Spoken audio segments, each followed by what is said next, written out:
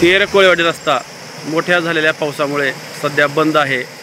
आपल्यासोबत काही नागरिक आहेत, आपण त्यांना विचारूया काय पूल वाहून गेलाय का? हा, पूल ही कोळेवाडी तेर रस्ता आहे, ते या मोठ्या पावसामध्ये वाहून गेलेला आहे पूल।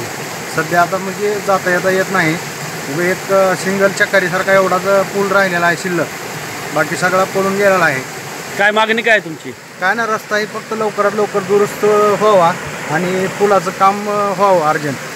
बाबा पूल सध्या वाहून गेलाय, कुठून जाणं येणं करता तुम्ही? जाणं येणं कुठून करता? जाणे काही तू सकाळी राहिलेल्या त्या सकाळी पण जात आहोत तेवढं। आता सोयाबीनचा सीझन आहे, सोयाबीन काढायला चालू आहे। काय इलाज नाही, पाण्यामध्ये सोयाबीन आहे, त्या सगळं काढायची मुश्किल, जायची मुश्किल।